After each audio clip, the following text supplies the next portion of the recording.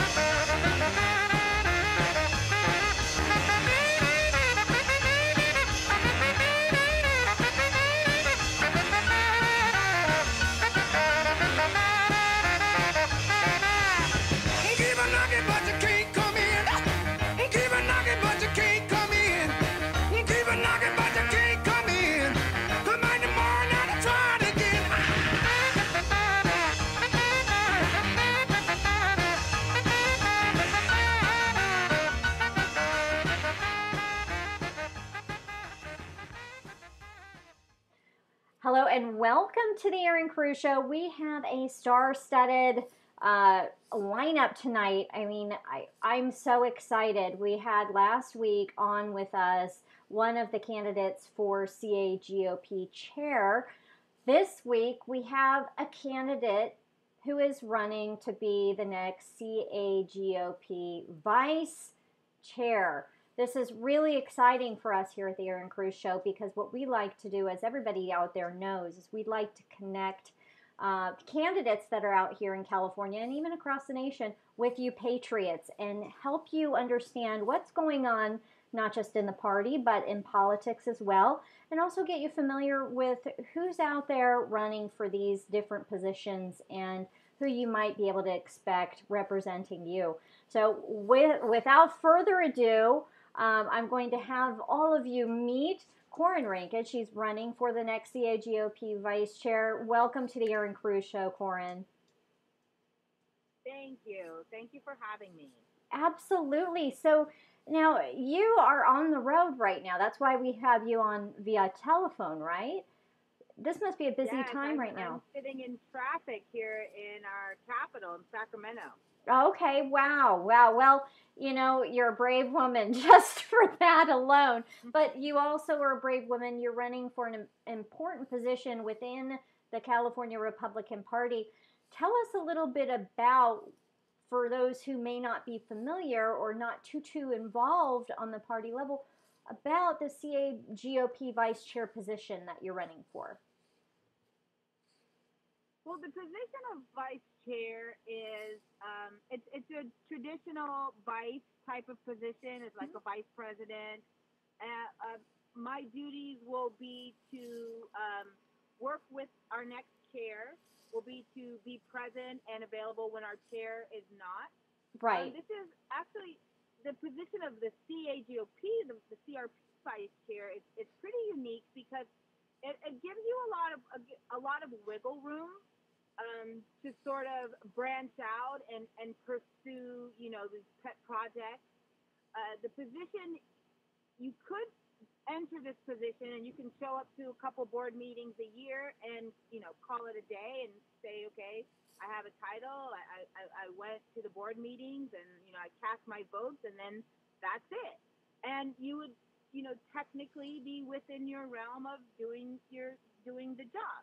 But However, I heard you in a recent talk say you're going to be a full-time vice chair. Full time. Yes. Yes. So I am in a position in my life where I have the time and the resources to dedicate to volunteering to do this job full time. And we are at such a stage, and I'm sure I'm preaching to the choir with you, Erin, that we really need someone that's going to jump in there, roll up their sleeves, and get to work every single day. Right. Our party needs to unite. And in order to facilitate that, it's going to take the vice chair to be in constant communication and networking with all interested and all, stakeholders in order to make that happen. Unity doesn't just happen because you say, oh, we should unite. It really takes a lot of work and a lot of communication. Building relationships across the party and what have you. Well, that's really exciting to hear you talk about unity, because it is something that we need here in California. There are only, we've talked about this last week on the Erin Cruz Show. If you didn't hear about how this election works for this particular type position, go ahead and look at that interview.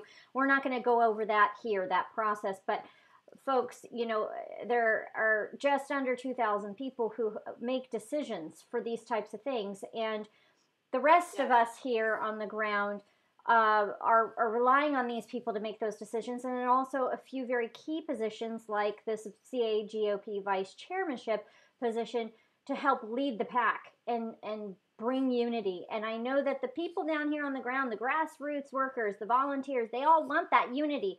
They just don't know how to make that happen, and they need leadership that will meet them in the middle and work with them to help get that done.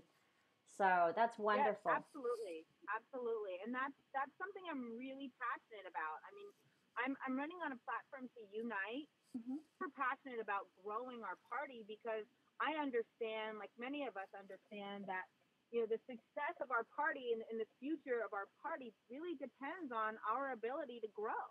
It does. We have to become a big, broad tent and outreach. I'm really invested into outreach within our party. Right. It's an important factor that has been overlooked in the past, and we really need to, as a party, start investing in outreach. That's great to hear you say, because our party, the numbers, if you just look at the Democrat Party, they're twice our size, and in fact, we're the third ranking, so to speak, if you look at the no party preference number. So yes, and I believe that there are a lot of us out there. There's just no reason why our numbers should be so low, except for perhaps the message of unity, communicating with the outreach, and actually putting action into the growth factor. So that's wonderful to hear you talk about. So now, is that part of something that you're going to be looking at as our messaging, or what is your angle in terms of growth and outreach? Well, so the growth and the outreach are sort of one and the same. Once we start with our outreach, then that's when the growth happens. So outreach is key. Our messaging is also key. We can change our message without changing our values. Right, so the absolutely. Message, the way we've been delivering it hasn't been working. So we can't keep doing the same thing and saying the same thing with the same messengers and expecting a different result. So that's called insanity. It's the definition of insanity. Right, absolutely. So go on. Changing, tailoring the message, and also the messenger. Our party really needs a lot of different messengers, to deliver our message. We need a lot of new messengers, and it will be me, and it will be a variety of messengers. I mean, California is a, changing demographics, changing our population has changed, and it's time for the CRP to adapt to the changes. Mm-hmm, mm-hmm. And it is important also, I think, to get younger people involved and also reinvigorate, breathe life into the party. Politics isn't for the snuffy toughy. It's, I always like to say, if you don't like politics, trust me, politics loves you and it loves your wallet. So you best get involved and get things on the right track, or otherwise, but in any case, yes, I think that we really need to breathe that life and fresh breath of air into the party. And that's why I was so glad to see that you're running. You have so much passion and drive for the people. I do. I have a lot of passion, a lot of drive, and more than that, I have the time that I can dedicate to doing this. I'm a former bail bondsman, and so I use the word former because with legislation that happened recently, the governor last year signed legislation that ended the bail bond industry. Horrible. So horrible. I come from a place where I understand how important our legislators are in the Capitol, and our assembly members and our senators, and I understand the importance of growing our elected officials that are lawmakers in the Capitol, because when I was there fighting for my livelihood, they were the ones that were, that had our back, that were saying, you're a small business owner, we have your back. We understand, and we're here for you. So we really do need more of that, and I'm really passionate about that as well. So tell me a little bit, you kind of touched on it just right here. My next question was going to be, tell us a little bit about your background. Like you just mentioned, you're a small business owner, you're a bail bonds person, former. Tell us a little bit about that. What brought you to this space right here in politics? So about 3 to 5 years ago, the Democratic Party added to their platform bail reform, which means get rid of the bail bond industry. So I was just a regular member of our statewide association, and I saw that our statewide association just was not equipped to handle the battle that was coming down. So wow. I jumped on the board. I ran for board, and they nominated me for a board member, and I quickly moved up the ladder to become chair of the board. And then I organized our legislative effort. So I developed a legislative committee. I chaired that committee, and then we had a lawsuit that happened in San Francisco. So I organized a legal committee. I chaired the legal committee, and I oversaw all of our legal efforts. And I was also the spokesperson for the association. So I really was the architect of the whole, fight to save our livelihood that happened in recent years. Right. And unfortunately, we did not have enough votes at the Capitol, and all of the Republicans, voted in our favor, but as we know, there just aren't enough of them for our efforts to have been successful in that venue. So, these are some of the skills that I have. I have done this before. I've worked with our bail organization to unite because we were bail bonds agents. We were fierce competitors, and so it's often very hard to get along with your competitors.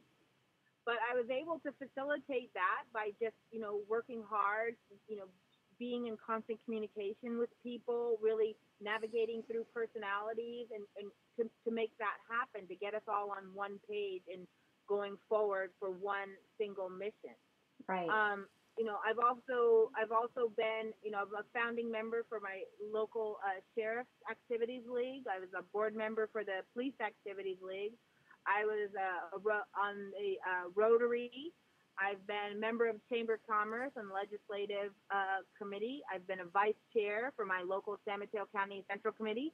So I come with a broad experience in organizational leadership. That's wonderful. So this is Yeah, this and being the vice chair will really require it requires someone with a lot of knowledge and experience in organizational leadership. I know organizational leadership is not, sexy, and it's not, the most fun thing in the world, but I know how to do it, and I know how to do it well, and I'm ready to do it for our party because we have to succeed. Right. Well, this is really important to talk about, and like you said, so some of the jobs that are out there, some of the things that need to be done volunteer-wise, they are not sexy. They are mundane, but they need to get done, and they need to be done, or we will continue to fail, and that can't be what goes down here. One of the things that I've heard out there on Twitterverse, Twitter moves very, very quickly, and even on Facebook, and I've seen it over and over and over again, is California can't win. Californians can't win. We don't have enough people in the legislature. It's like, well, how do you change that? We have to start square one. We need to be able to unify, and do all of these things that you're talking about. We have to grow the party, and it is mundane, but folks out there want it. They just don't know how to do it, and they don't know how to get involved. What we talk about every day here on the Erin Cruz Show is helping people connect with their local parties, their local groups, their local affiliated clubs, whatever that might be for them in their area. And one of those things is the Republican Party. And some of these people say to us very clearly, they don't sugarcoat it for coming to us. They come to us with the real problems. And they say to me, well, they're not doing anything for us. Well, you know what? You are the Republican Party, folks, and you have the ability to take action. You just really need to get involved and be the change. You need to be like Corin Rankin. Get involved in your local parties. Get involved. Get involved. Get involved. Get involved. And I'm so glad to hear, Corin, that you're running. You are getting involved and you're wanting to help that growth, because you are the solution to some of the issues that I'm hearing out there today from Republicans. And there are solutions out there. So many of them, thousands of them, millions of them, really, if you want to think about it. But we have to get people in these offices that want to encourage that growth. Absolutely. So it's the most important thing. Right. So regardless of who ends up being CAGOP chair, should you become CAGOP vice chair, we really look forward to seeing you push for that growth. Historically, we have seen a decline. I will be. I'm. It's true what people you've heard about bail bondsmen. We're tough people. I'm not. You're a straight shooter. Or straight shooter. You're a straight shooter, and not the bad guy kind of way. I'm ready to dig my heels in. I'm going to dig in and get things done. Well, we're glad to hear that. We're glad to hear that. And I'd like for you, just in like 1 or 2 minutes, please, if you could just talk to the people here at the Erin Cruz Show, and do a little mini recap. And, I want them to hear from you without me interrupting. So go ahead and talk to the people. Well, my name's Fran Rankin, and I'm running for the position of vice chair for the California Republican Party. I am a former bail bondsman. I am no longer have a business because the California Democratic Party decided that they wanted to eliminate my line of work. Right now, I have the time and the resources to dedicate to being a full-time vice chair for the California Republican Party. I'm running on a platform to do 3 things, and that is to unite, rebuild, and grow our party. In addition to the usual requirements of fundraising and being available when our chair is not, and supporting our chair, I will be actively investing my time and resources into outreach so that we can together grow our party. Wonderful, wonderful. Well, Corin, we are here anytime for you on the Erin Cruz Show. We would love to hear back from you. You're doing the good work, and it's a hard work, but it's a good work, and we're just so grateful. Well, hard work pays off, right? It does. It does. I'll tell you that in spades. Great reward. Yes, it does. Have to be focused on. Absolutely. Well, thank you again for coming on the Erin Cruz Show. Drive safe out there. All right. Thank you for having me. Thank you so much. Absolutely. I wouldn't go to France because France is no longer France. France is no longer France. Sweetness, sweetness, I was only joking when I said I'd like to smash every tooth in your head. Sweetness, sweetness, I was only joking when I said that I am gonna miss you when you're dead. And now I know how Joan of Arc felt. Now I know how Joan of Arc felt. Flames rose through her windows and her Walkman started to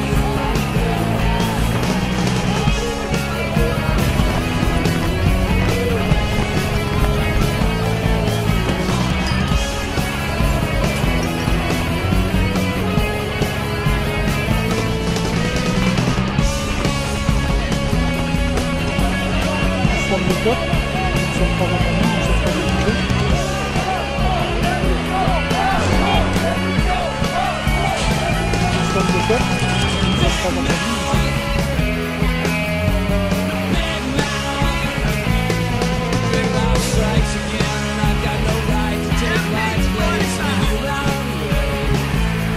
Big mouth, How to wrap up something. You smear somebody big mouth, with falsehoods and all of big that, mouth strikes and then you merchandise. And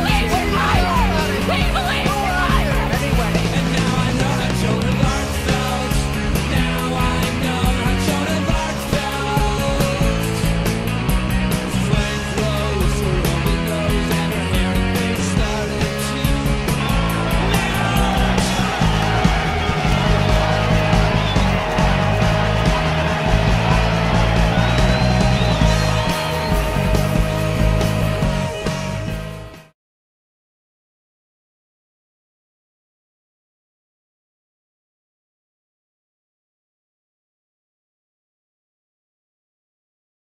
Welcome back to the Erin Cruz Show. We have on with us a very special guest this evening, a brave woman.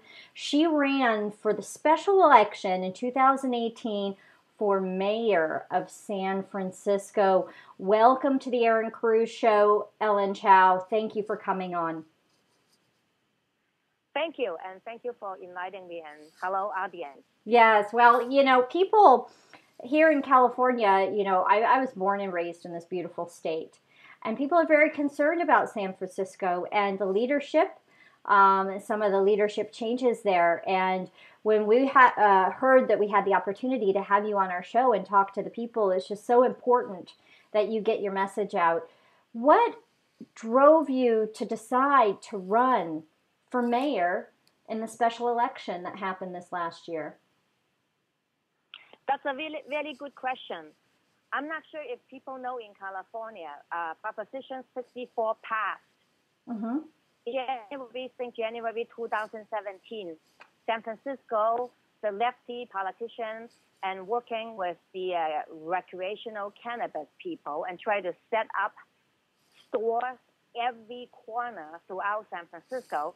So we, the Asian conservatives and community parents and people who are doctors, retirees, and nurses, we went to the public hearing and opposed the regulation that is changed from standard to so elusive.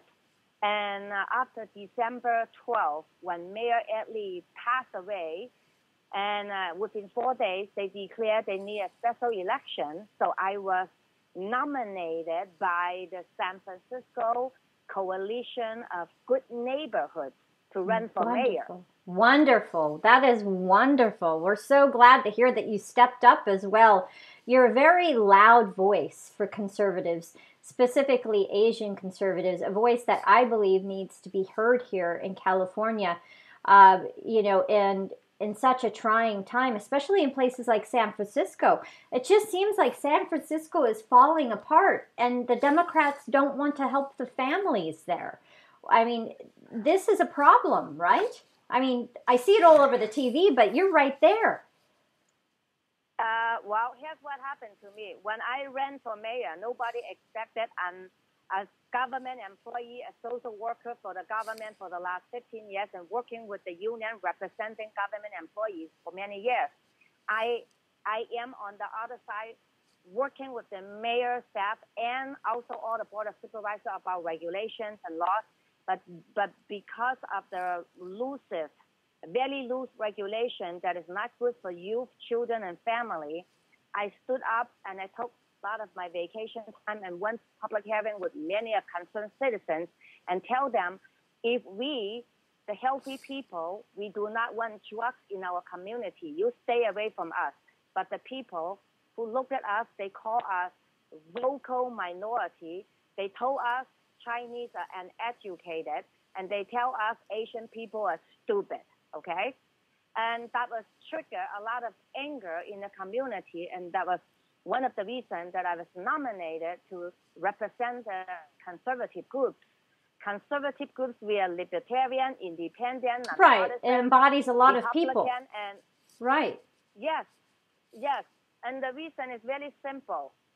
Democrat has been dominated City Hall for the last many, many years. There's no balanced political power. There's no diversify, nothing at all, voice from people.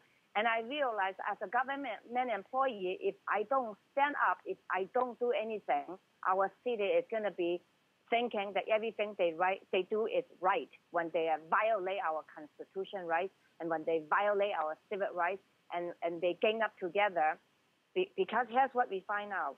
When we went to the ethics commissions, almost all the board of supervisors received a lot of donations from the cannabis operators. Right. So we are thinking, no wonder they passed. Right, big money.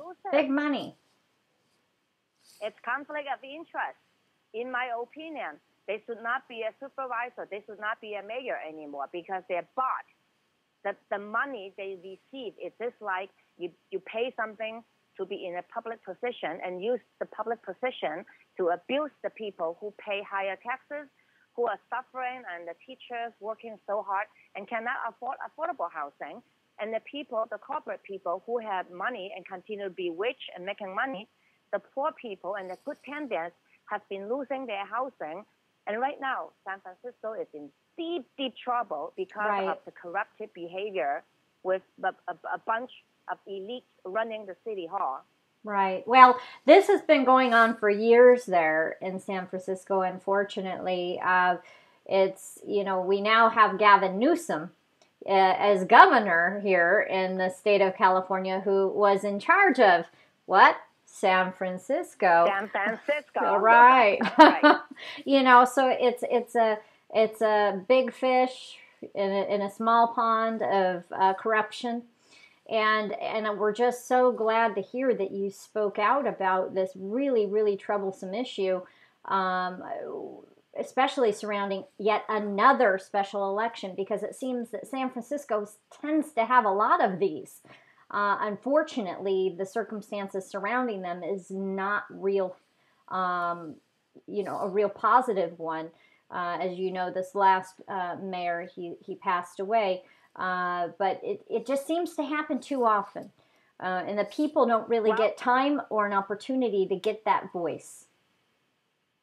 Well, as you heard from the California election integrity project, right? They have said San Francisco have a lot of voting fraud and nobody ever questioned about it. So if I want to be a mayor for San Francisco, it'll be a lot harder because here's what happened.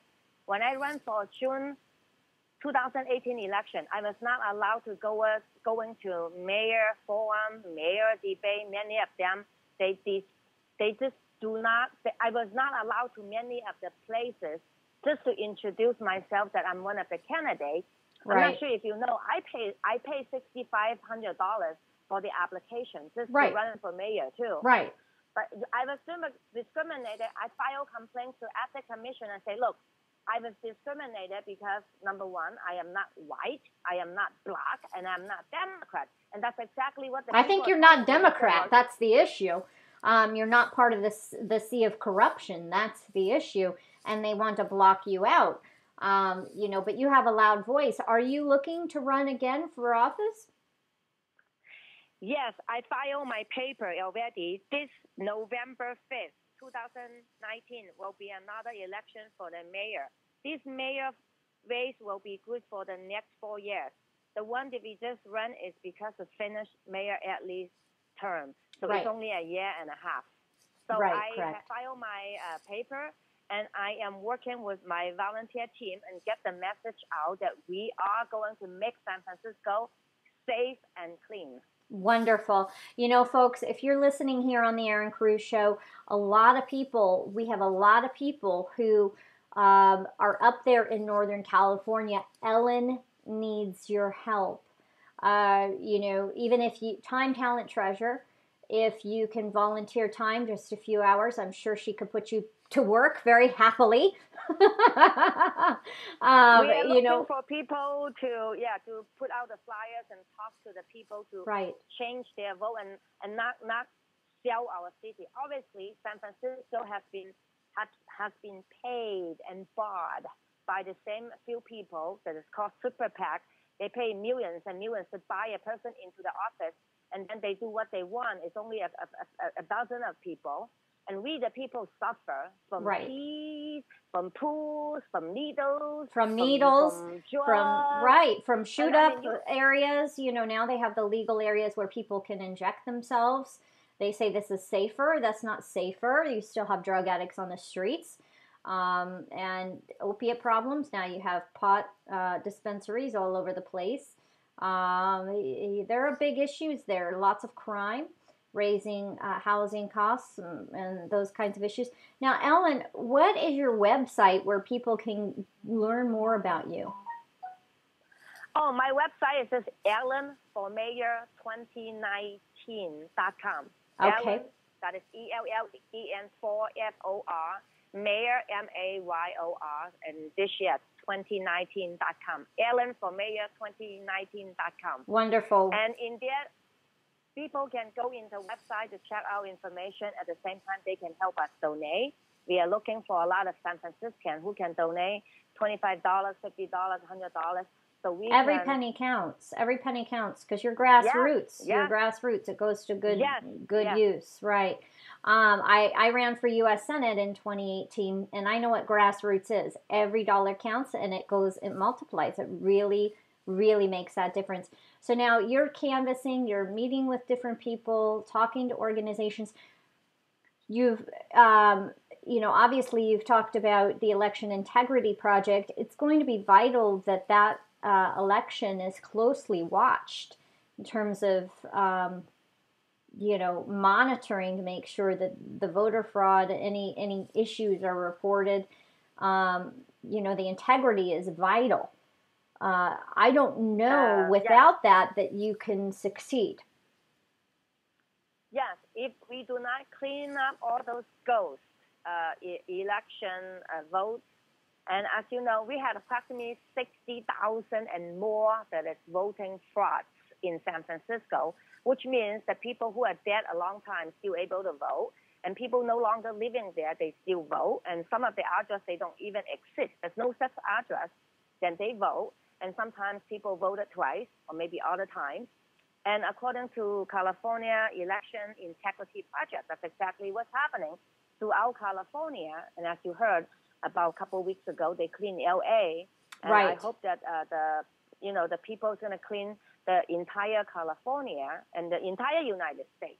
Right. That would be wonderful. That would be wonderful. And specifically places like San Francisco, urbanization is really, really a tough problem.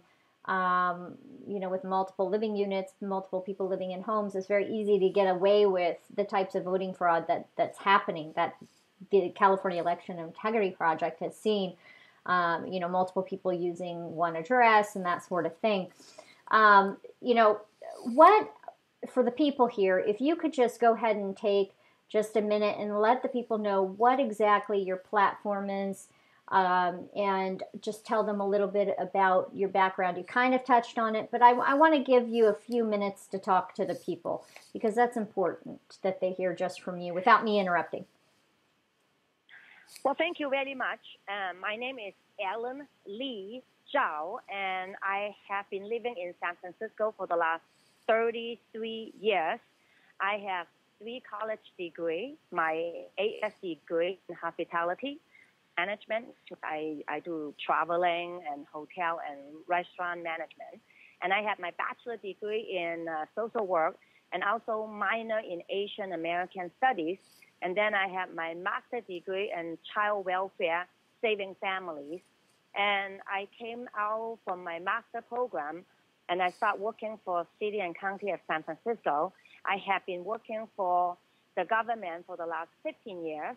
And because of my vocal and a positive attitude, a lot of people ask me to voice their concerns. So I joined a union and become a union, a bargaining team, a union delegate, and a union substore to represent people. And throughout working with people, and I realized that as a conservative, Yes. I love it. Yes, as a conservative, I receive a lot of complaints from the workers, and when I do investigation, I realize many of the electoral office, officials and department heads, they abuse their position and extort people and bribe people. And I said, wait a minute, this is not legal and it's illegal. And I stood up and worked with the legal departments and hope to try to solve some of the problems. And Right. at the same time, I volunteer myself in quite a number of community events and organizations. I am also a Sunday school teacher. I teach the Bible. I praise the Lord, and Jesus is my best teacher. And there's no doubt about this country. In God we trust. Yes. I Amen. believe, amen, I believe that people in San Francisco have been derailed in some way, that they against God, they hated God.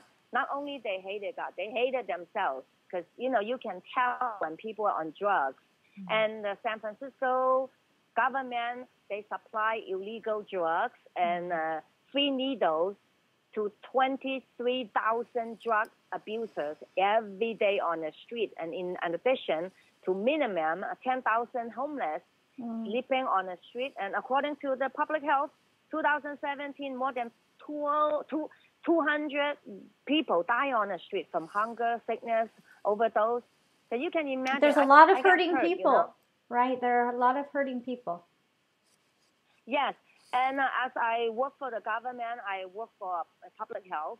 And my regular job, my title is behavioral health clinician.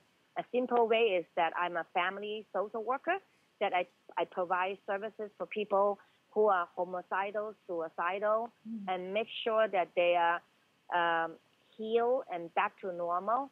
And when I am healing people and tell people to rehab drugs, and the electoral office, a couple blocks from my work, they continue to open all the drug injection stuff and drug rehab stuff.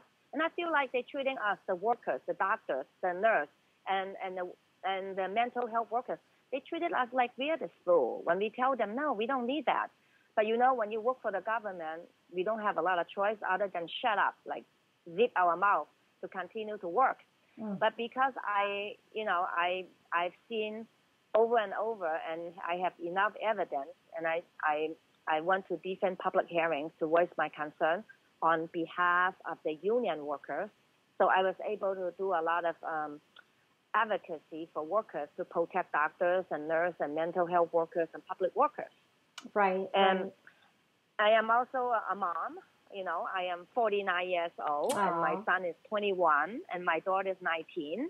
And they both are in college, and they are very good kids because, I brought them up to Jesus Christ. They grow up in church. And I, because of my background, and I realized that God has been giving me this calling that I don't have to do missionary in third world countries. We are a third world country in San Francisco with all those problems on the streets and needles and drug users and drug abusers and corrupted behaviors at City Hall with electoral officers. So I you could do your ministry work right there, right in your hometown. Yes, hopefully that when God is allowed and people understood what we are facing, I'm not sure if you heard about the 21 agenda and the globalist. I have been learning for the last few months about, wow, no wonder the San Franciscans have been suffer, and no wonder that Californians has been suffer. It's because many of the public electoral office, they associate with people who pay them, bought them, and they do what it takes for them to maintain their office and get paid to do what they think is good. But meanwhile, we the people have we the people government. We no longer we the people government functioning. It's all about a few elites who pay them to be in office and continue to corrupt the public resources. That is include our banking system, our income, our expenses, and it's no longer transparent in some way. And so that's one of my background. The other background, I was an investigator for the civic grand jury, which means that we are compiled with 19 members who are retired judges, attorneys, and people who have love and a heart for San Francisco. And we have 19 members to do investigation about San Francisco government function, complaints. And through that, I realized there's a lot of underneath problems that people know what's wrong, but people will not come out and say what's wrong and allow all the bad behavior to grow bigger and bigger right now. Right, right. Well, you're stepping up and you're stepping out in faith, and it's very brave of you, very, very brave of you. And I know from what I'm hearing out there that there are many people who will look at your platform, look at your background, on your website, maybe give you calls and send you emails, and will look to support you, because we need, faith-based, Christ-loving, faith-based leadership who will adhere to the U.S. Constitution, the California Constitution, and do the good work of the people. They're looking for leaders. There's no leadership in San Francisco. There's corruption. So, yes. So my platform is that we say make San Francisco safe and clean in 2019. Oh, I love it. You like that? Yes, I love it. Make San Francisco 2019. Yay! Yay!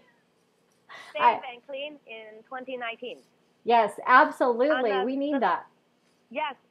And I consider myself, I am a Republican, I am conservative, I am a mom, I'm a public employee, and I am also supporting good government function. My solution to reform San Francisco is that we, the people, should be stand up to restore a people government, and we should support free speech that allow people to say and allow by the law. But right now we have a lot of censorship that we are not allowed to say it to people, and there's a lot of fake news outside. And when we say the right thing, and the media will not report it. And right. One of the solutions in my platform is to support property rights. That is include gun owner rights, property owner rights, and tenants property owner rights. But right now, the government has been taking away so many rights about our civil rights and our constitutional rights. And as a mayor, when I get elected in November 5th, 2019, I will look for the public work and try to cut unfair taxes for people, especially the small business and the middle class business people. In San Francisco, there's a lot of incentive for big corporations, millions and millions, but the little pops and mom stores and the pops and moms owners, they're suffering. They're losing, they're dying, and they're not part of the thriving economic, When San Francisco's in recession, we the people suffer. But when the San Francisco, the income, the revenue grow 12%, 20%, we have no part of it, which means the money has been going somewhere and nobody even asked. Yes, transparency. So, do you support full transparency in terms of the finances and the financial aspects of San Francisco? Because my understanding is a lot of people know that there's a lot of money going in, but where's it going? Exactly. I'm not sure if you know, because, I know a lot of things because I'm on the other side from the union report, from the union research, because we have attorneys and teams to look for means to advocate for workers and residents, because we in the city together. It's not about good or bad. It's about what is better so everybody can have a quality of life. But you have just a few of them, the elite people and controlling and pay and bought the electoral offices, and they keep creating this unfair policy, failing policy, and nobody wins and everybody loses, and people are suffering. Right. San Francisco, we had more than 40,000 apartments that is empty.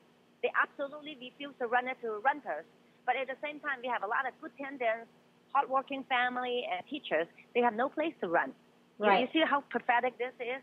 Right. Because the failing policy and the failing government practice and use our government money, public money, and corrupt it into their own means, and that it needs to be stopped. But I cannot do it myself. I need the people who are in San Francisco to vote me into the office so we can take leadership and starting from up to down. And because I have a lot of group of people that working for the government that we absolutely outrageous. It's morally outrageous about what we see in San Francisco City Hall.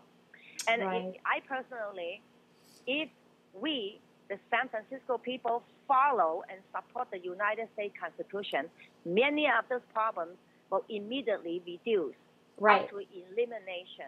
Absolutely. So under your leadership, would San Francisco remain a sanctuary city? I will not support a sanctuary city for criminals because San Francisco have a lot of farmers and a lot of janitors. When they came to America, they were contractors and they have life, they have kids in here already. I would support those people and help them get green card and become permanent so they can be part of the society because their kids born in here, their families in here, and they came here legally, and we need the workers to work. And this, I support them because it's called family values. But I don't support the sanctuary city to protect everybody and open borders for everyone to come in and violate our Constitution, right? And put our public health at risk because we don't know who comes in, what comes in, and how they coming in. And we need to be stopped. In San Francisco, we spend $2 billion a year just to do illegal stuff. And we, the people who follow the law, have no incentive for that. And California, we have spent $275 billion a year just to cover the illegal activities, include human trafficking, domestic violence, and a whole nine. The criminal end, the true criminal end of the illegal immigration. To come here illegally is by itself in definition illegal.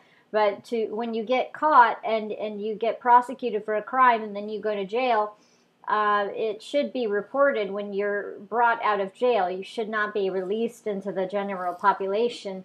The federal government should have the authority and the ability to work with San Francisco to take those individuals and process for deportation. They're criminals. And they're putting them back onto San Francisco streets. Yes.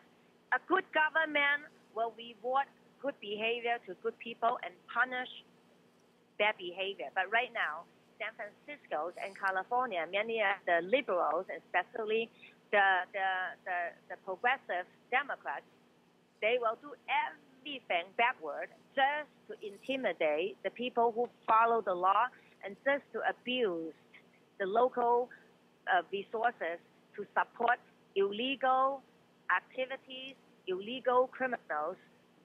I'm an immigrant myself. Right. Immigrant means you follow the rule, you do health screening, and you have sponsorship, and you come in here to be productive.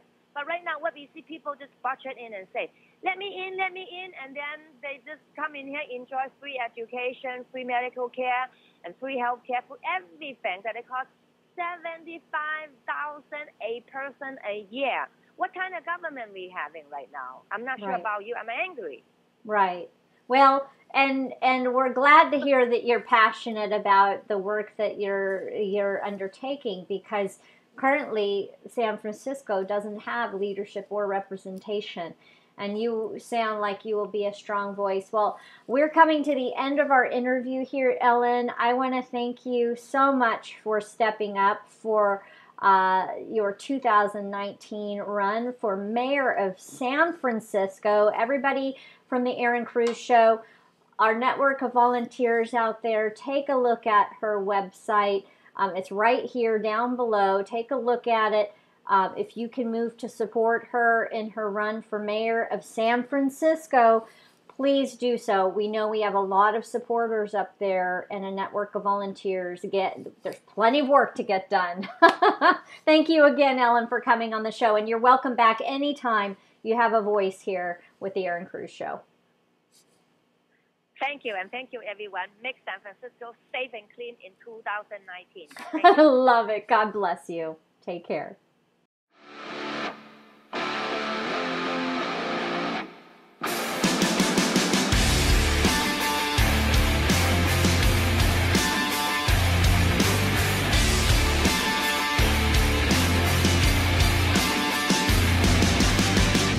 Standing on the edge of disaster, telling me you can't go on. I can hear your heart beating faster, wondering what you did wrong. Broken inside, losing your fight. I know what it's like to break, so let me hold you through the pain. I know what you're fighting for. You're in the middle of a war. Even down on your broken road, there's still hope. You are not alone. Tell me what you're waiting for. Just let me open up the door to give you hope. You are not alone. Not alone. You're not alone. You are not alone. You're not alone. You are not a slave to the master, a prisoner inside your mind. I can even see what you're after, but I will never leave your side. Never lose hope, the end of your road, staring death face to face. Now will you stand and walk away? I know what you're fighting for. You're in the middle of a war, even down on your broken road. There's still hope. You are not alone. Tell me what you're waiting for. Just let me open up the door to give you hope.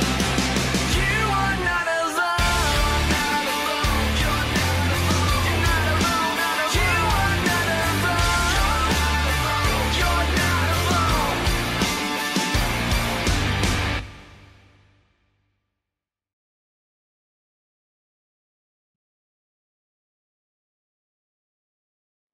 All right, everybody, I know each one of you has been waiting for this very special interview. We have on with us right now James DiNapoli. He is a U.S. veteran. We'll let him share with you a little bit about his background.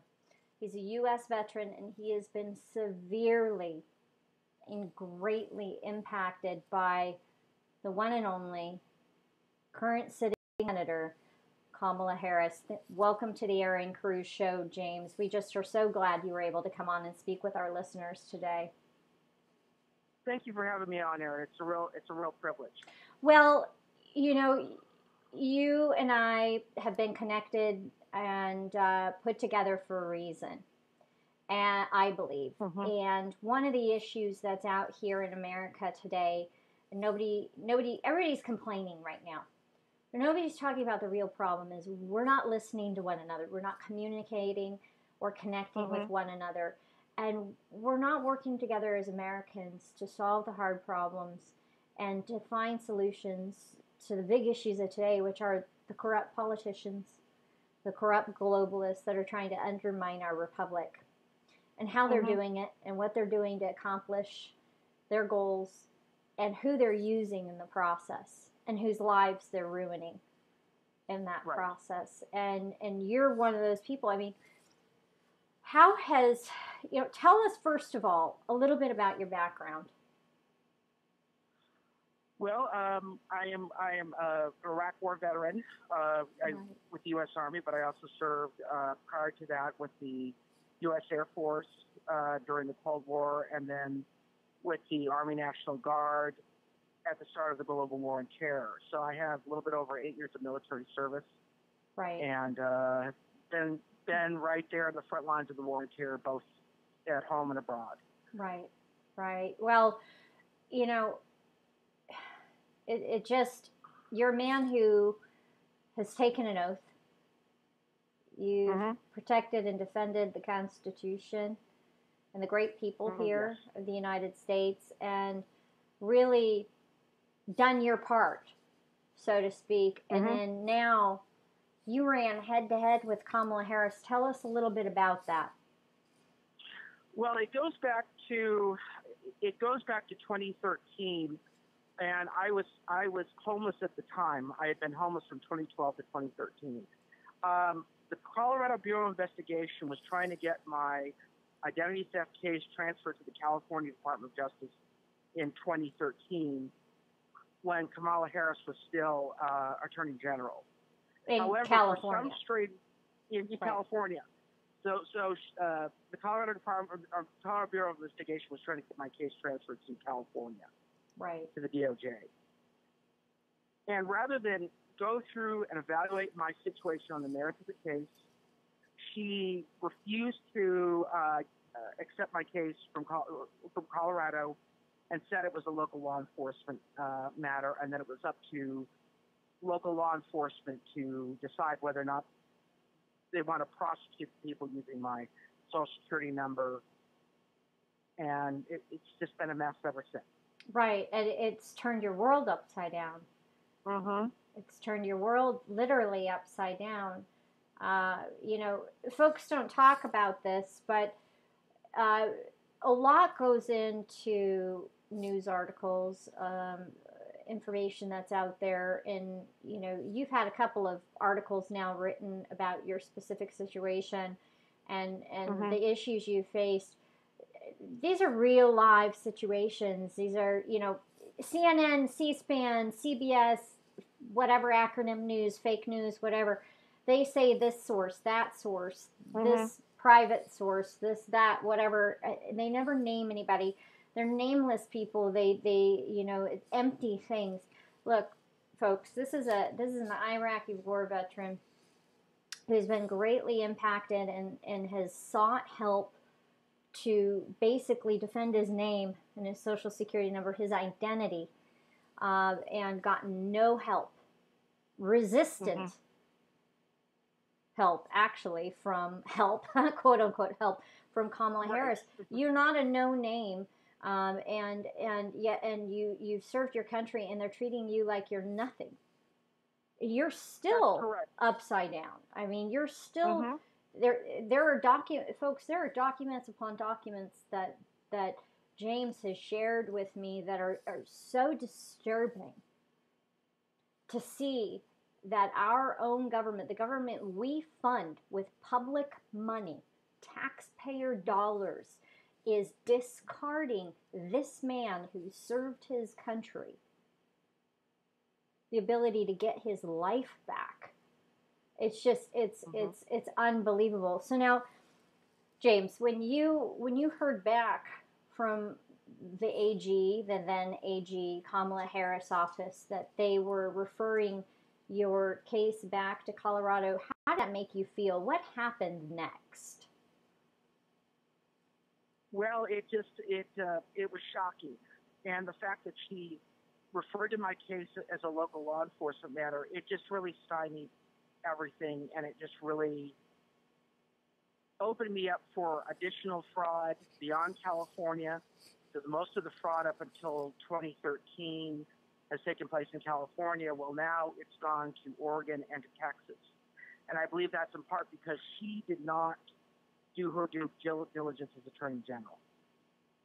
Right, absolutely. I would agree with you there. The fraud took place in California. How is it a local law enforcement issue in Colorado? Well, I think that goes back to, or California, it goes back to the Harris memo that she put out in December 2012. Now, it's interesting because the Harris memo puts law enforcement decisions on illegal immigrants and criminal aliens back to city and county municipalities throughout California. So, in other words, he's saying, well, I trust that you guys will know how to handle this. Well, this is a federal law enforcement issue. And to dump that back on it's bad. Right. It's, it goes back to, the states arguing that illegal immigration, it's a state issue. They can decide what they want to do. Well, immigration, it's not. It's it's a federal situation, and last time I checked, there are citizens living in all 50 United States, and we all deserve equal protections. And there's a reason why it's a federal issue, is because we on the interior, we shouldn't have to defend those borders. But we can go into that at a later date. But and actually, you kind of wanted to touch on that, how all of this ties into the immigration issue. On the Harris memo, though, it's almost like posturing and flicking you like you're not important. That this issue is, this is how it's delegated. We're not going to deal with it. No big deal. Go on your merry way. Yes. What came of that? That's exactly what. Because from what I could see, some items came from that. Correct. And when the letter that she wrote in 2013 to me, she said that, well, your situation is a local law enforcement matter, and it'll be up to municipality law enforcement in California to determine how to deal with your situation. They're not, first of all, they're just not equipped to deal with those types of situations, and it's a federal issue. So what I'm trying to get at is, then what?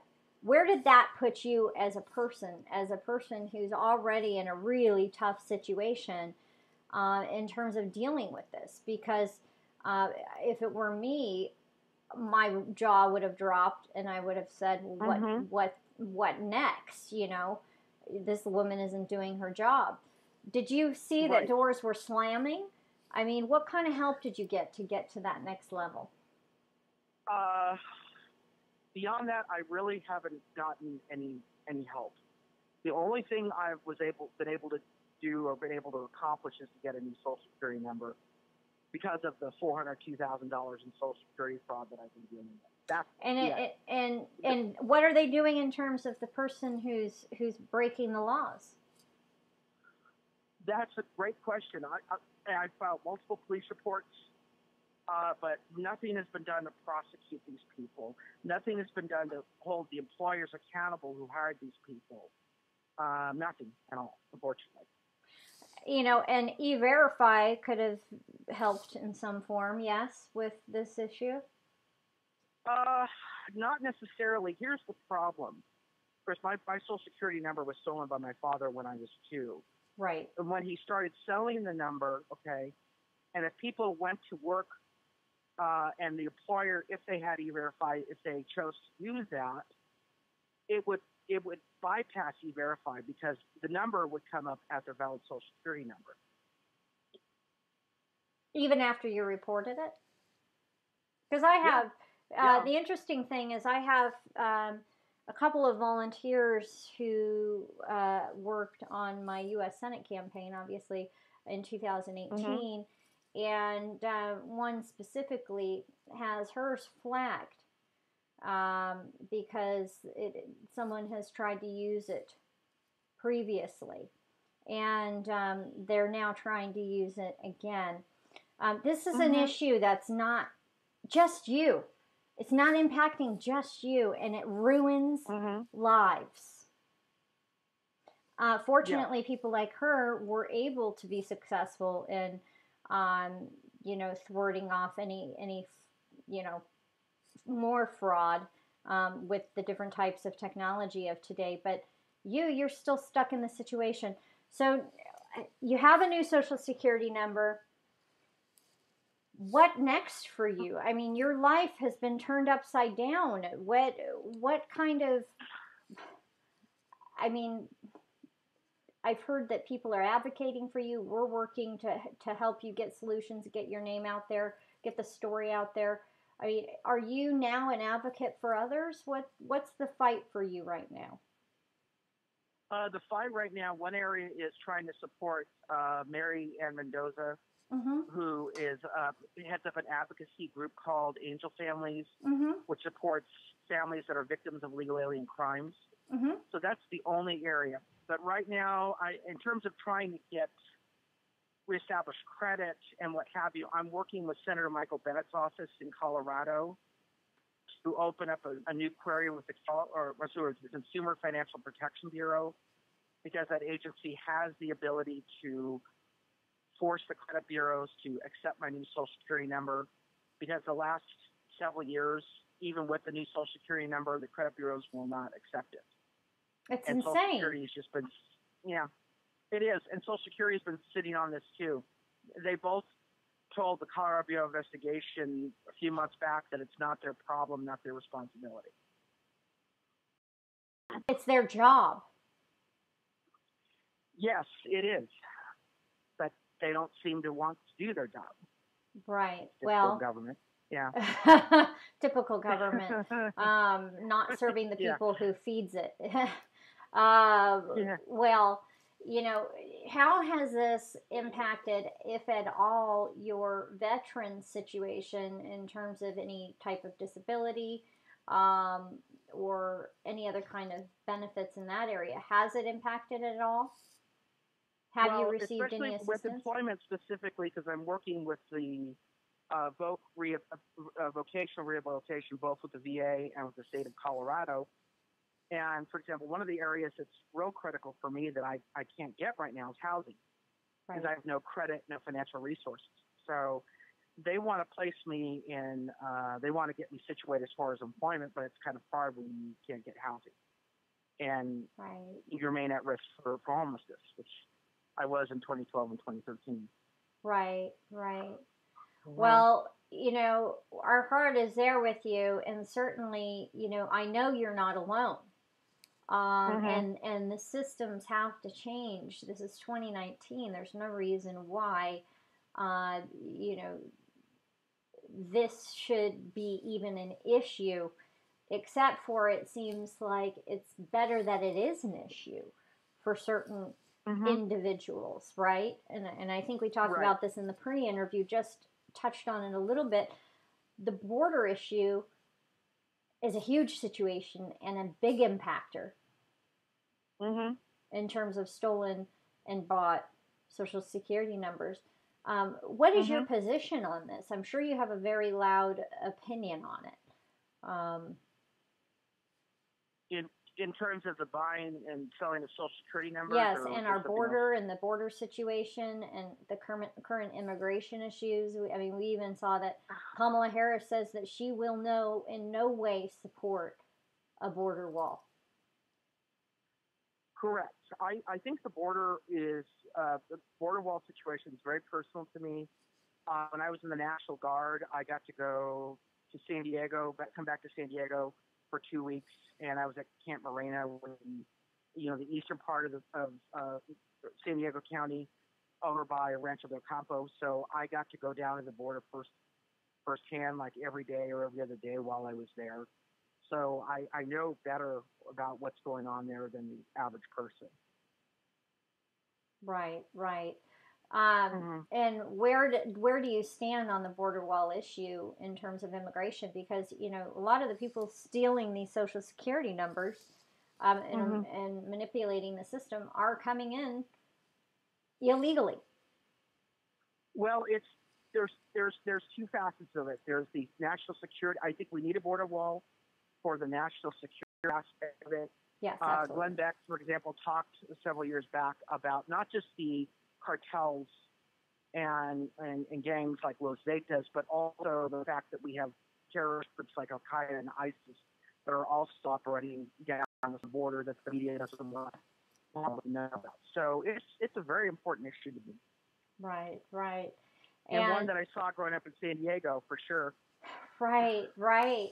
Yeah, well, and my guess, if you're in Iraq or in other areas, there are reasons why we have walls for security, even for our troops, let alone our own homeland.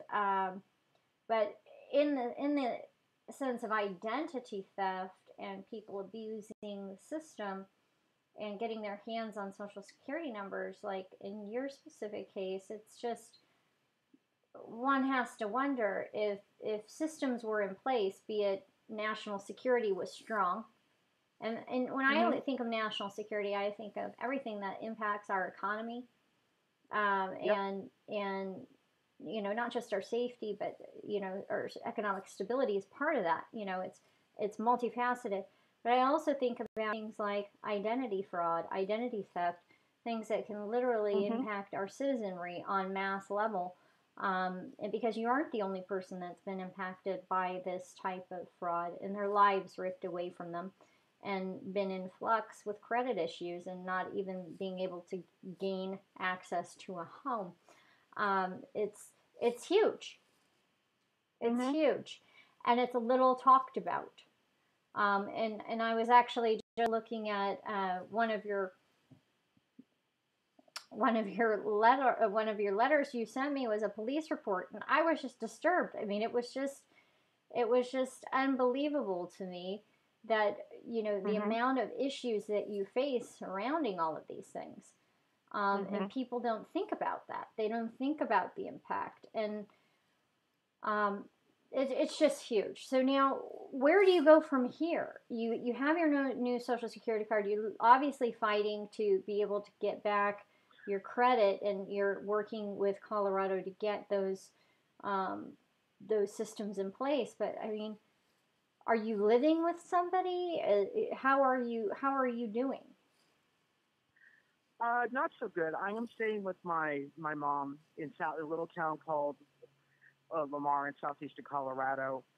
But and I do have a part-time job at my local community college, and I'm doing an internship right now online. But on that, quality of life is pretty low overall.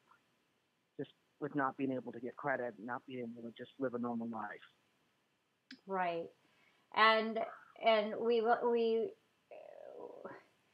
the thing that blows my mind, and I keep going back to this, and I know it seems like around and round, but I think people need to think about this. The kick the can politicians are the problem. And it goes everywhere from kick the can Kamala, kicking your thing out and saying, oh, no, it's not our issue here in California as AG, and pushing it back on Colorado, to Colorado then not doing its job to help facilitate clearing up its processes and doing its job, which is it's being paid handsomely for. None of these organizations are going without food and shelter. We're funding them handsomely to do their jobs. So the question is why aren't they, and what benefit are these organizations getting from keeping people like you in flux? And it just begs the question, what is the end game? Create instability, hurt our most valued citizens? Because in my mind, you're a war veteran. You're one of our prized citizenry who's fought and served our country. You know, you should be treated with utmost respect and given at least equal to everyone in terms of service in our organizations, and being able to help facilitate getting you what you need to be able to live comfortably, at least the services that you need to get your Social Security number and life back on track. It blows my mind that Colorado is dragging its feet to ensure that you have the credit you need to be able to just rent a place. Yeah. That's true. And did you see the statement that Kamala Harris made on veterans back in 2012 when she was visiting Travis Air Force Base as Attorney General? I don't know if you enclosed that with what you put. I've read just about everything she said, and everything she says is just about 180 of where I stand. Yeah, it's kind of an interesting statement, because she says she cares about veterans and that they should have all the tools and they should have whatever they need to live normal and productive lives. But then she threw me under the bus in 2013. So I always thought that was really interesting. Well, she's a liar. She's a liar. She's a politician. Yeah. She talks about integrity, yet she is. I'm trying to open this and it's not letting me open it. Sorry, I was trying to open I was going to quote something from one of your documents, but it's not letting me open it. In any case, yeah, she's talked about integrity just 2 days ago, and yet the things that are coming out of her mouth actually show no evidence of an integrity. As a matter of fact, they show quite the opposite. And, but this is what we have today in our elected officials, and this is what we have today, unfortunately, in many cases, in these government offices. People who are doing their job, but not doing their job. Their job requires work and follow through. I found her statement, by the way. Let me quote it real quick. Absolutely. And this is when she was with Holly Petraeus at Travis Air Force Base in Northern California on May 21st, 2012. She said, "Our service members, veterans, and their families have made tremendous sacrifices for all of us. It is our obligation to do right by them and to make sure that they have the tools they need to protect their homes, their families, and their future." Well, that's clearly not the case. And Right. She's shown that that's not the case as AG. And as your senator, well, actually, she's not your senator in Colorado. She's obviously here in California. But as a sitting U.S. senator, one would think that she would have hold those actual values and be living those actual values. And as we've seen with her legislative support while in the U.S. Senate, there's evidence to support that no, she does not hold those values. And in fact, she proves that when she says that she will not ensure strong national security and will not support a wall or a barrier no matter what. Right. And leave you hanging. And it doesn't matter if it's the extreme of the wall or you, James. I mean, it's despicable. It's outright irresponsible. I would almost say it's gross negligence because she knew exactly what she was doing. She was using a loophole of sorts to just get out of doing work rather than writing a letter or trying to work with somebody to help rectify the situation, which probably would have taken less taxpayer dollars in the in the long run.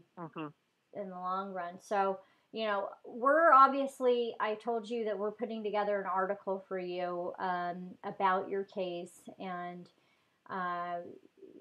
obviously we're here for you to help you get the word out and to be an advocate for others as well. And to also help you get, yourself back on track.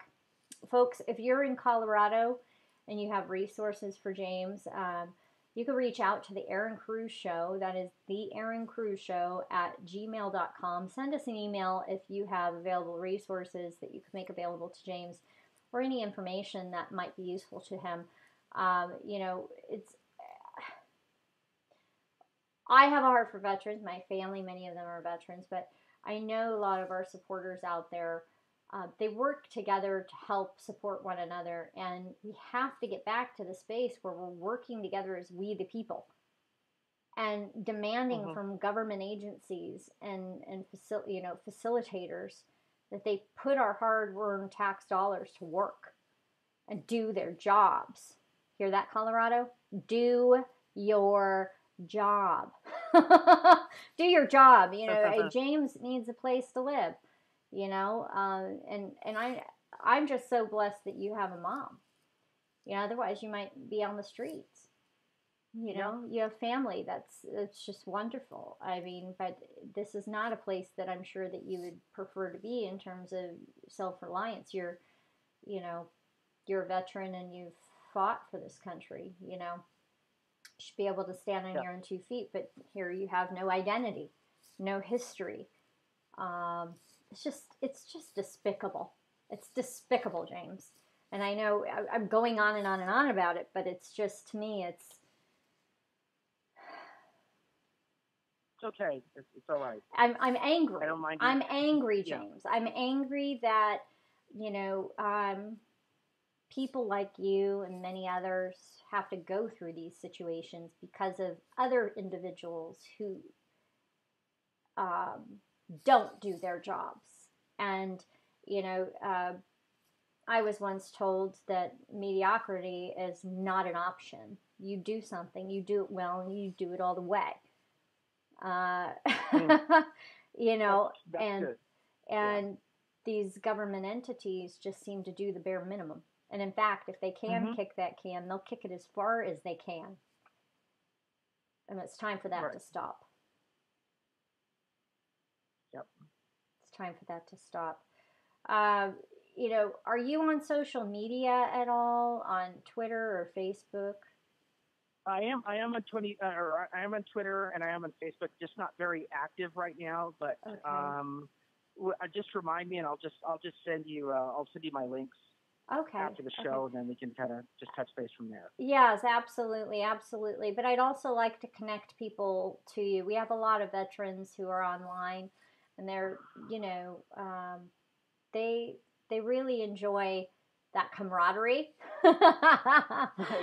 Right. And maybe would like to connect with you and see what ways that they might be able to help as well. You know, it's relationships are where it's at. Now, James, do you have any last words for our listeners here? I'm sure we'll have you on again as the situation progresses forward. But do you have any last words for our listeners here about your story that you'd like to share? Well, my story, let's just try to stay connected as I go forward with my story, because I've got a Chapter 7 bankruptcy that's coming up. I mean, it's huge. That might be able to help with some of this, but it's still going to be. I'm still going to be looking at least $3,000 for that. I'm just putting that out there. I'm not asking for any donations at this time, but I mean, if people want to eventually help, they can. But I'm just letting you know what I'm dealing with right now. What I might suggest. You know, we're going to put out the story, obviously. We'll put out links to the other stories that have been done on your particular case. There's a lot of background documents out there and evidence. Of course, I'm not going to share that. It has a lot of personal information on it. But what I might suggest, and you would have to think about this and look at this as starting a GoFundMe. I'm sure many people might really want to help. You know, they may not be able to help a lot, but they might be willing to help you. I mean, this is a very tough situation you're in, and there are a lot of us out here. And if we can work together to help you get through this, I'm sure that there are many people who would be willing to step up. So think about that. Think about that. You're not in this alone, that's for sure. And I believe you know that now. You're seeing people step up, so that's good. That's good. Well, folks, you've heard it right here on the Erin Cruz Show.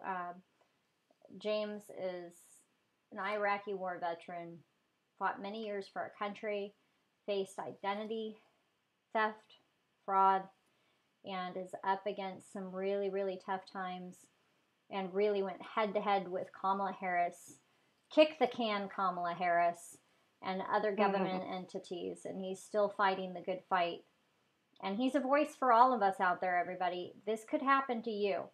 We need to make sure that we're vigilant and we're pressing in on the government agencies and holding them accountable for their actions every step of the way. And we're uniting to give each other a voice and leaning on one another for support when it's needed, because we are in this together. We are the United States of America, and just like that, we are all United States citizens. We need to, you know, and also brothers and sisters in Christ. For those of you who are believers out there, we need to stick together and really support one another. Well, thank you, James, for coming on the Erin Cruz Show. We're going to touch back with you in a couple weeks here and see if more information has come out and you've made more headway. All right. All right, Erin. Well, thank you for your time, and I'll talk to you soon. God bless. Right, bye-bye. Bye-bye.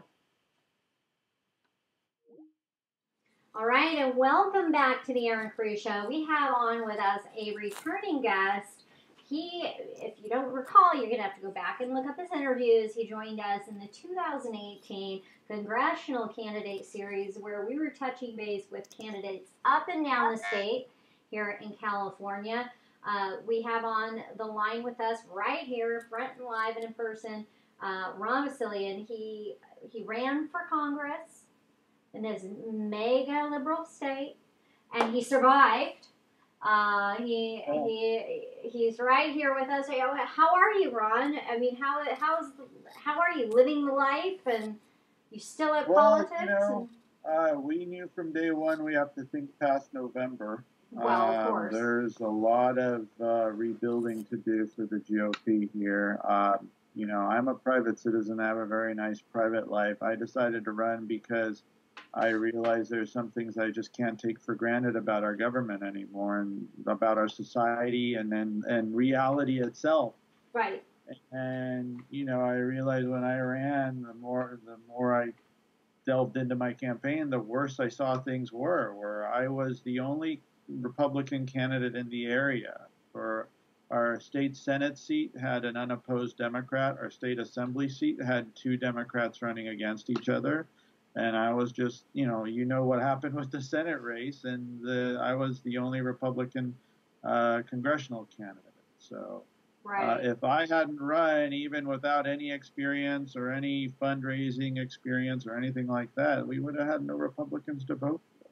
Right, absolutely. So now, are you going to be running again in this next election?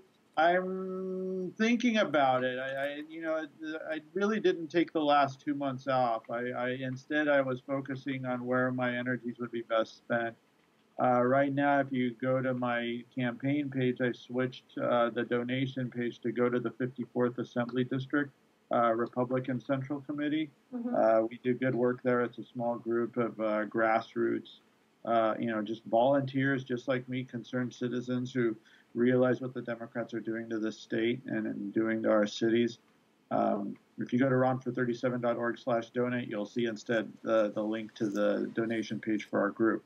Right. So my focus for the next year isn't so much about me, but about rebuilding the Republican Party in LA. I'm really going to focus on working with the 54th AD to make sure we field proper candidates for the Assembly District, Senate District, and the surrounding districts too, well, it sounds like you have to recruit people to run because nobody was running.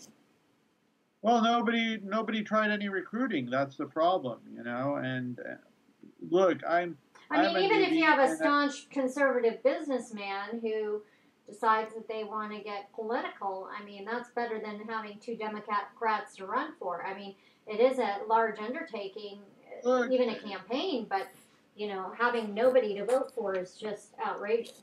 Look, even if you're not in a competitive seat, which, I wasn't, let's face it, it's still, you can use your candidacy to push for certain issues and really push back on the Democrats who build this sort of devil out of Republicans, And the last Republican to try to run for our city council, for example, they smeared him as some Trump-loving, gun-toting, fracking-loving, and that's a horrible thing. Wacko. And it's just total BS. Look, our city council election was won on the fracking issue. Culver City Council was won on the fracking issue. What fracking do you possibly think is going to happen? What, are they going to, drill underneath City Hall? It's, one of the densest areas in the city. Right. So, if we have candidates running, they can speak up. We can push to get them in the newspapers and push to get them on media. And without that, we have less of a voice. Well, so, absolutely. It's not just my district either, but, you've got Koreatown, which had a Democrat versus a Green running. And meanwhile, the Democrats are pushing for these, homeless shelters, which are just like, if you know anything about homeless shelters, they do more to attract vagrants and petty criminals than any kind of, solution to the homeless crisis. Actual solutions for humanity. Right, absolutely, absolutely. Advocacy is a huge problem. Government is probably the biggest piece of that problem that's out there. And not just that, but the LA City Council, they push for this stuff, and the residents are furious. I don't know if you saw the latest LA Times article in Huntington Beach. Gavin Newsom is trying to push for bridge housing and halfway houses in wealthy neighborhoods. That was a jab one for Travis Allen, who ran against him. Of course, he goes to Huntington Beach and makes that one of his top priorities, his first top priorities here in the state. We have a lot of priorities, trust me, and that was just a jab. And I think the American people aren't stupid, and they're seeing through this shenanigan, and I'm glad to hear that you're busy in your area, especially in corrupt LA, getting to work, because there's a lot of work to be done. Yeah, there's a lot of frustration. I've been to a couple neighborhood council meetings, and the Democrats sell us a bill of goods. For example, here in Mar Vista, they sold us this idea of beautified streets or whatever, and they gave us these glowing pictures of parklets and boulevards with, a park in the middle of Venice Boulevard. And I'm like, oh, wow, that sounds great. Let's do it. They came in, they took out a lane of traffic, and that was it. They turned Venice Boulevard from 3 lanes each way to 2 lanes each way. Wonderful. Mass gridlock each way. Bunch of businesses, a coffee shop I'd been going to for the last 15 years shut down. Immigrant bar, El Zacatecas, which has been around forever. They supposedly had the best liquor license you could hope for. They had to shut down. Really? Wow. Yeah. Even it's bad when you're shutting the booze joints down. Yeah, exactly. I mean, it's not just booze joints. But I'm just saying, a hometown eatery or bar, it's that serves alcohol. It's pretty hard to put them out. If they're established. Right, in exactly. The community. But it decimated the neighborhood. All sorts of businesses closed down, and the city councilmen, they give us the runaround, and they come up with fudge statistics to say, oh, things are better, traffic's better. It's like, no. The reality is, the people see it, right, and they're speaking out, but yet. Yeah, it's like what Mark Twain said: there are lies, damn lies, and statistics. Right. Somebody wants to challenge me on that, I'll point out. For example, numbers don't lie, but figures don't lie, but liars can figure. Yeah, exactly. Well, they talk about traffic on Venice Boulevard itself, but they don't talk about traffic in the surrounding streets, where it's now that Venice is totally gridlocked, everybody's goes barreling into residential streets in the area and causing all sorts of accidents there. Right, and safety issues, pedestrian issues, all other kinds of issues. Yeah, government knows how to do that well, create issues through bureaucracy and red tape. So that's what you're doing now. You're up to activism within LA County and bringing awareness to some of the issues there and solutions too. It's not just activism and advocacy, but really my priority is to rebuild a competitive party in LA, rebuild the Republican Party to be a competitive party in LA that can really challenge the Democrats on a lot of the issues that really frustrate people. Right. And part of that is messaging, part of that is growing the party, and growing the base, and letting them know that, part of it is letting them know there are people who care and then they're not alone. The Democrat mantra, I'm not sure if you've seen this, but it's like this plethora of information out there that makes you think that there are literally only progressives in California. And that's not just absolutely not true. And there are even a lot of conservatives within the libertarian movement, within the independent movement, and all sorts of different, besides the Democrat progressive left. And I think that that's kind of the media bastardizing this whole idea that California is so Libby left blue. And I don't believe it is. As a matter of fact, I don't even believe Orange County went as it did. We have so much voter fraud. So you're helping to create the messaging in your area. That's wonderful. Yeah, create the messaging in my area, and then I will also be at the California GOP convention. I've been very much involved in the CRP chair race. I've been very actively involved with the 3 candidates and some stakeholders. I've been in touch with David Hadley, who you know is the CRP vice chair. Very smart guy, very aware of what the CRP needs to do. And then I'm going to CPAC the week after that, where I'm going to try to, stump for the LA GOP and for our AD and just say, hey, look, you guys, if California falls, the rest of the states are dominoes. You know, if we give up California to the Democrat Party, they're just going to take all their billions in resources from this state and go into every other state you can think of. They already are. Their next eye is actually Iowa. Iowa. Wow. But Kamala Harris has been stomping over there for a while. So Kamala Harris, our senator here in California. Don't get me started. Yeah, but she's stomping in Iowa, and the reason why she's stomping in Iowa is that's the most prosperous state in the nation in terms of infrastructure. Well, isn't it like where Iowa goes, so goes the nation or something? No, where California goes, so goes the nation. But she is the most machine politician I've ever seen. I mean, she didn't really even win elected office when you think about it. The Democrats coronated her their nominee for Senate, and it wasn't a competitive race, and she got the seat. Democrats don't have to win elections in this state anymore. They just give it to the main, party functionaries. Yes. Well, that's a big issue and one that's going to be dealt with. I know the Election Integrity Project has been working very hard to help with your county, LA, and they've made some impact there, and I'm hoping they'll make more impact up in San Francisco as well.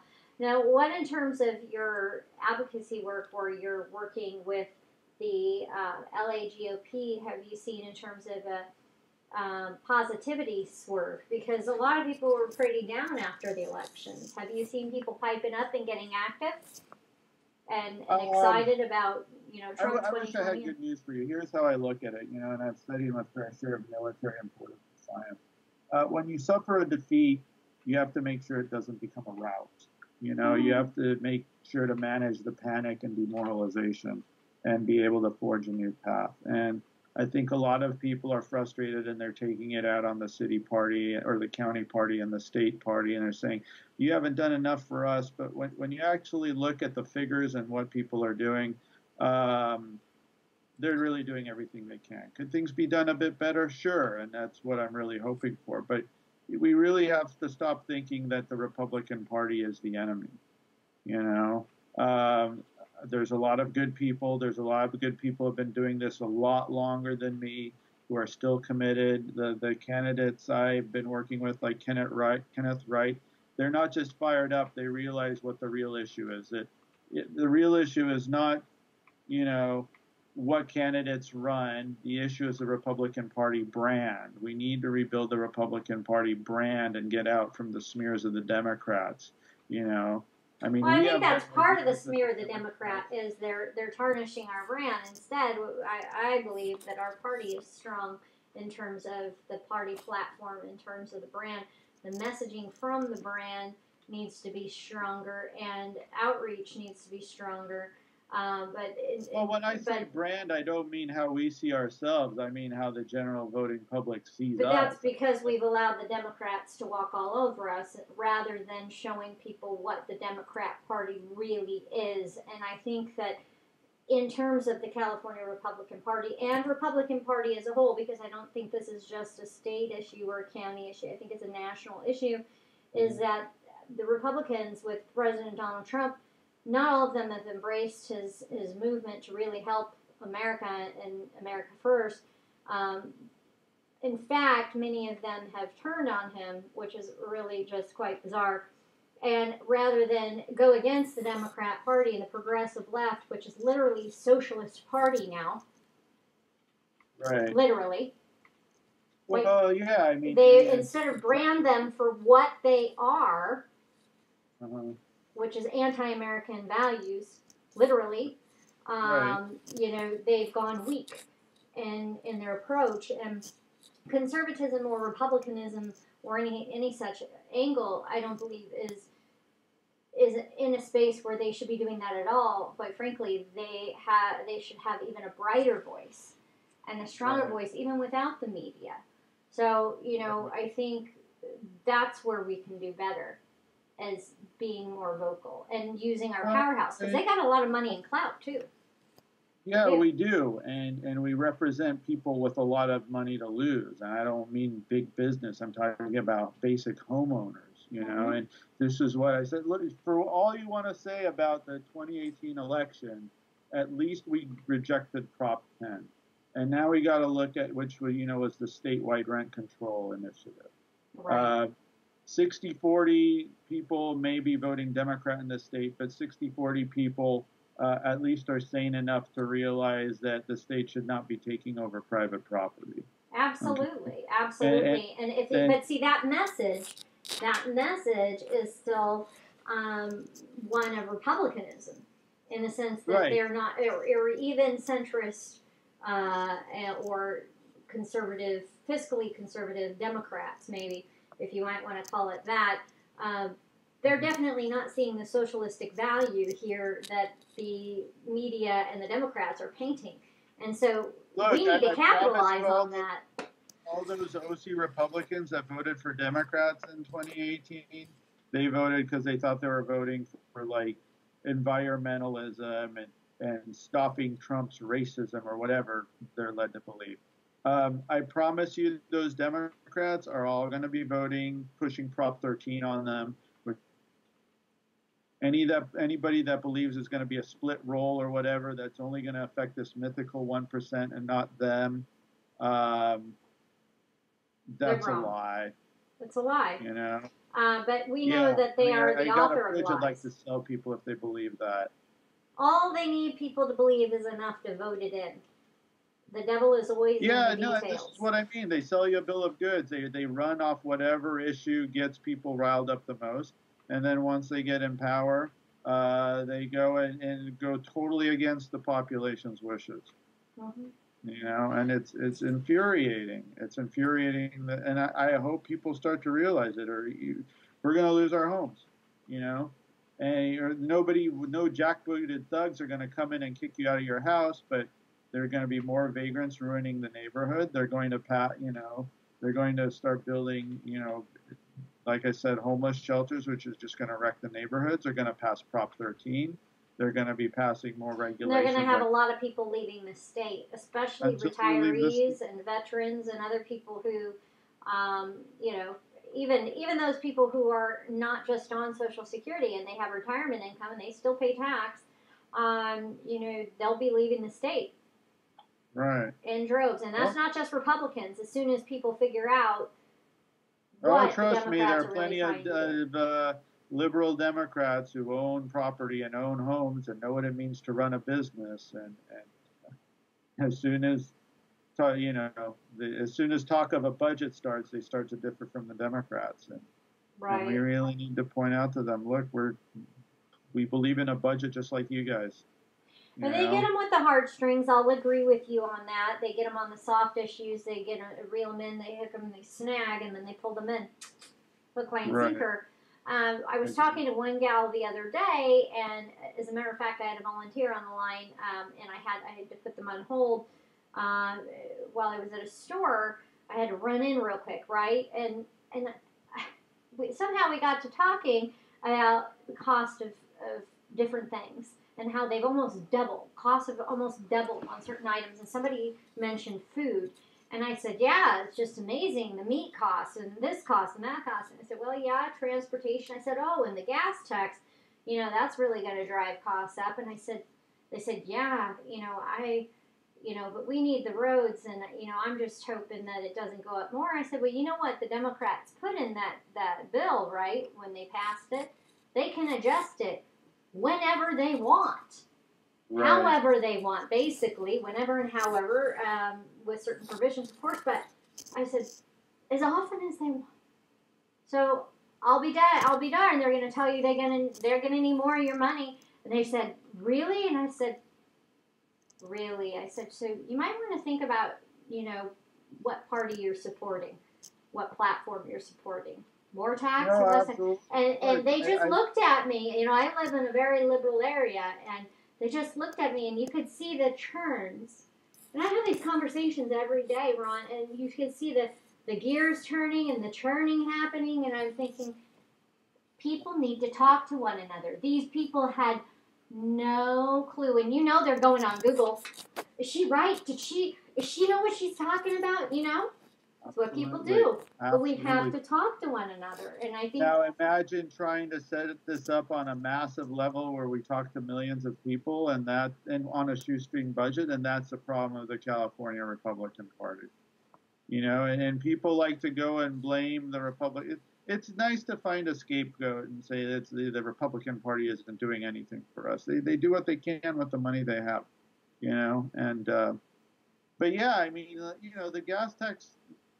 I knew it was an uphill fight because look, we were outspent like what 20-1 on that, like, and not just outspent, but like every institution in the state is like part of the Democrat state apparatus. They all unified behind pushing this Prop 6. I mean, shooting down Prop 6. The newspapers were all aligned behind shooting down Prop 6. You know, and what I joke about with all these new taxes, it's all, you know, flags for orphans taxes. It's all taxes on heartstrings. You know, things that nobody could say no to. Yeah, we need roads. We need the roads. Otherwise, you can't drive and go make a living. How much money do you need for the roads? We spend 4 times as much on our roads as any other state. Well, but you know, the interesting thing, the corruption that we see is that just weeks before the November election, they put up all those street signs about SB1 and the road repairs, right? And then now and then you saw all these people working what looked like working up and down the streets. They're all gone. The signs are still up, and the holes are still going strong. Oh no, they pulled all sorts of dirty tricks on that. Yeah, so like, you know, they turned the initiative into the like Stop Road Repairs Initiative or whatever they called it. But you know, I know Cole DeMaio had litigation against them for that. We had litigation about them putting up the signs as illegal electioneering. But how do you sue the state in the state's own courts? It's corruption. Corruption breeds more corruption, which breeds more corruption, and that's where we're at. And I believe very strongly that if people really understood that the California Republican Party was representing them and their interests and furthering their candidates and other things and other initiatives, and really had their messaging out there, that the people would be behind them 100%. You know, but California Republican Party is a strong body, but they need to be going after these things. You know, I think that even stronger, using their media reach even more effectively. They bark up, and the media listens. Believe it or not, it's the one interesting thing I've seen. They don't listen to the candidates. They don't want to say anything about the candidates. But if the CAGOP says something, they listen. So, you know, it will be interesting going forward with the presidential change and the vice chair change, seeing how that messaging translates into media. And I'm really hoping that the people see that their representation is strong in the CAGOP, because we do need the finances. We do need the support. And absolutely. That body is a powerful body. It's the one strong body that we have. But we also have the third smallest voting bloc body. So we definitely need to build up our membership. The other question I was going to ask you was about that. Have you seen any increase in voter outreach to register people in your county? Is that something you've seen in your... That's been a big bone of contention with the CRP chair position. Is right. Everybody's talking about how we haven't registered any voters in the last 10 years. And, you know, I'll tell you, in the 54th AD, we keep talking about it. Once I get back from these conventions and, you know, really get our name out there, we're going to look at some plans to register voters. And on a bigger level, you know, not just like a couple of festivals a year. But look, you know, I mean, this is what we're up against. You know, we're just a bunch of volunteers. We're going up against the Democrats who have like the state's resources for everything. Yeah, but you know, here in our Coachella Valley, I have to say very proudly, our Federation of Republican Women, praise them. They are just dedicated bunch. they actually were recognized for, I believe it was them, for registering the most voters here in the state of California this year.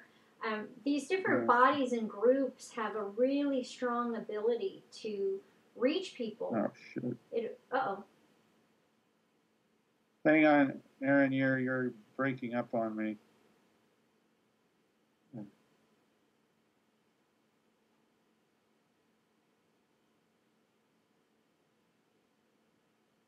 Can you hear me?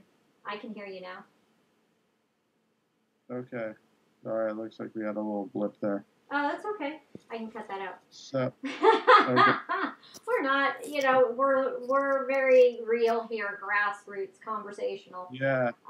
Yes. So you were talking about Coachella Valley. So Coachella Valley, yeah. So our group here, small group. Well, it's one of the largest Federation of Republican Women, but really, it's just a small body of women who get together and they do these different groups, and everything adds up. Each volunteer hour, each person dedicated to all of these initiatives add up, and they receive recognition for the most voters registered this calendar year.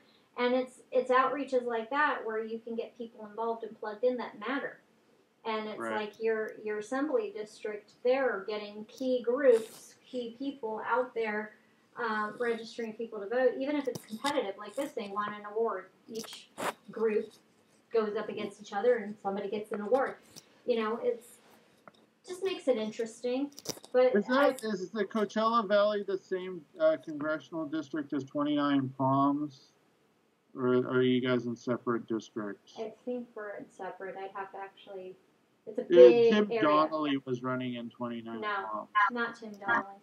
It's not. Yeah. Okay. Yeah, and that's something that would be interesting is to get a visit from you guys in our assembly districts and just get some pointers on how to do this, because when I say we're rebuilding from the ground up, we're rebuilding from the ground up. A lot of us just have no clue how to do this. Right. There's nobody. Well, there are passing ways out to do it that are effective, and I most certainly wouldn't be shy to have on the show somebody who can talk about that, and we can make a workshop video about it and share it with different groups, because this is the technological age, and there's no reason why we can't use, let's not reinvent the wheel, right? We have Absolutely. a lot of things that's another thing is we need to be better about sharing data. The Republican Party has it. The Democrats have been on app data for the longest time. We're still printing out walk sheets, which are just 20th century. It's so much easier to canvass a neighborhood when you have an app on your phone and you can just pull up who's around you. Well, it depends on who you are and what you're using, and different campaigns can also harness the same data, but in different ways as well. So, but I believe that that's a resource that California Republican Party, I know certain groups like the Federation of Republican Women had phone dialer volunteering, and literally you could go into your Federation of Republican Women, sign up to volunteer, get an app on your phone, and you could do dialing from anywhere.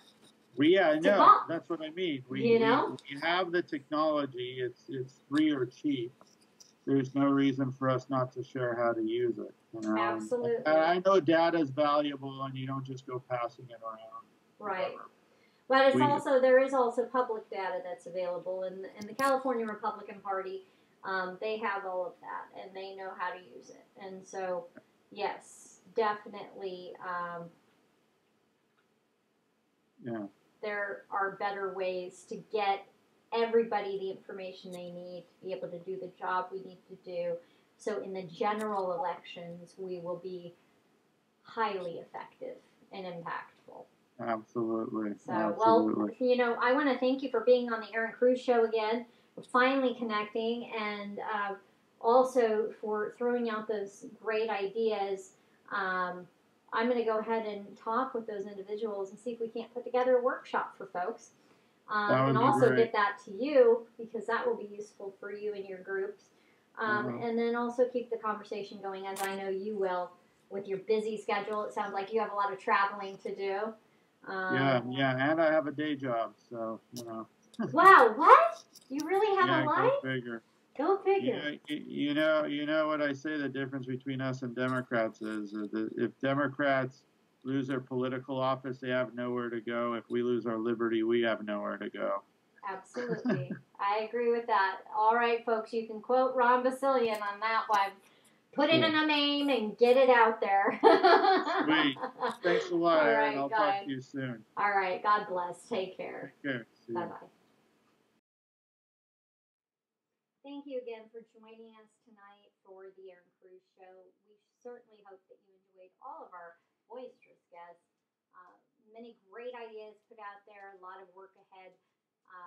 If you are willing to get involved with any of our sister organizations, please sign up today. RestoringAmericaNow.org. Go to erincruz.com. There are many, many tabs up at the top of the page, including the Erin Cruz Show, Restoring America Now, or RAN. We have a couple of campaigns that you can get to through our site there. Many, many different types of outreach you can get involved in. So get plugged in, but please like and share, subscribe to our pages if you could right now before you forget and get busy.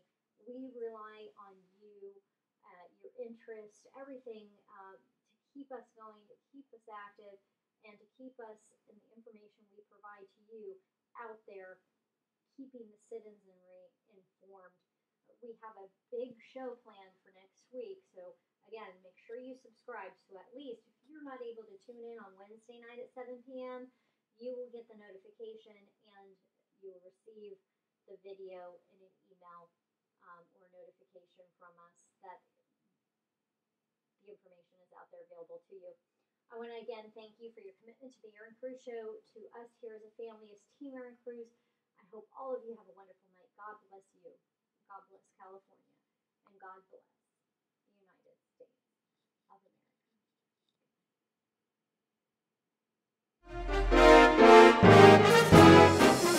To hear more and to learn more on how you can make an impact or about the Erin Cruz Show, visit us online at erincruz.com. That's ERINCRUZ.com. Thank you for joining us, and see you at the same time and the same place next week.